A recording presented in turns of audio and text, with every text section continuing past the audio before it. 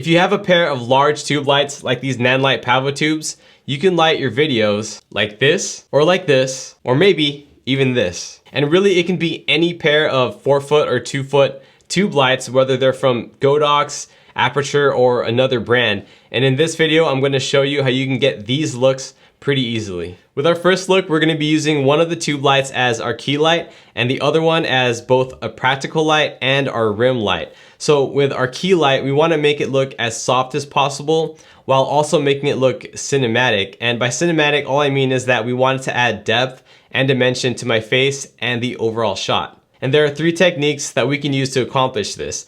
The first is that we want to place our key light 45 degrees from us. This will produce a type of light that lights up most of our face while at the same time adding both depth and dimension through the shadows that the 45-degree angle creates. And if you do have the Nanlite Pavotubes, they come with these really cool attachments that let you clip onto the light. And then there's a 1/4 inch thread on the bottom that lets you attach it to the light pole. That makes it really easy to set up these lights the way that you need to. Second, you'll notice that I oriented the lights horizontally instead of vertically. When it comes to lighting, the larger your light source, the softer it's going to be. And what's awesome about these Nanlite Pavotubes is that they're 4 feet long, which is a really large light source when you're lighting up only one person, and it's a medium frame shot from the waist up. When we place it horizontally, we're using all 4 feet to light up our face, as opposed to placing it vertically and lighting up more of our body, which we really don't need for these type of videos. With the light placed like this, we're able to wrap that light around our face and create this smooth transition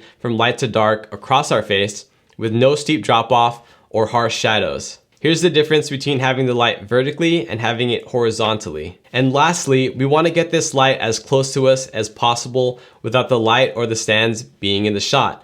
As we mentioned earlier, the larger your light source, the softer it's going to be. And the closer that you can get to your light, the larger the light source is going to be in perspective to yourself. Having a boom extension arm attached to your stand is very useful in getting your light as close as possible to you without the stands or the lights being in your shot. For our second light, we're using it both as a practical light and a rim light. It's a practical light because we can see it in our shot. And what this does for us is it creates more interest in our background, but it also creates more depth because it's set to 2700 Kelvin, which is a warm temperature. And our key light is set to 5600 Kelvin, which is a cool color.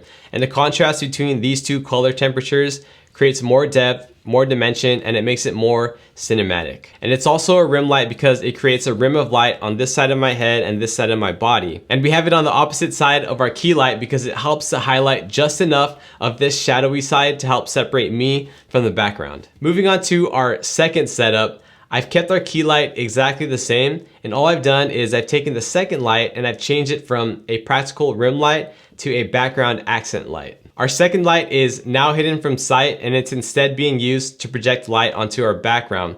We actually made another video showing how you can get several different solid colored backgrounds using basically the exact same setup as we're using right now, and it's linked below for you to watch after this video. I really like this setup because we've got a great looking key light and we can change our background light to any other color that we want and get a really nice looking image. One important thing that you need to do if you really want to make the saturation and the color of your accent light pop is you want to make sure that you and your key light are as far away as possible from that background light. The reason being is that the closer the two lights are to one another, the more our key light is going to spill onto our background light, and that's going to dilute the color and saturation of it. You can also control the spill of the key light by adding a grid diffuser to it, but of course that's going to be another purchase. In this last setup, it's probably the most unconventional look for a talking head video like this, but this is a pretty creative way to use the lights that might be useful in certain situations. We're still using one of the lights as a key light, and we're using the other light now as a fill light. However, with our key light, we've now placed it vertically and we've placed it to the side of us almost at 90 degrees. I've done this so that we can create a harsh contrast between the two lights. Our second light, the fill light, is also vertical and 90 degrees on the opposite side. Your fill light is typically the same exact color temperature and hue as your key light because you're using it to just lightly fill in the shadows on the darker side, but you don't want to make it look like you're using another light. But since we're using RGB lights, we're going to use some fun contrasting colors. And since this is a fill light, it's going to be less bright than our key light. So now we have this contrast between a lighter side and a darker side, and we also have the contrast between two very different colors, and it creates a really cool cinematic look. The reason we have the two lights vertical is so that they don't spill into one another, and so we can really see that distinction between the two different lights. Let me know in the comments which of these three looks was your favorite. Thank you guys for watching, and I'll catch you on the next one.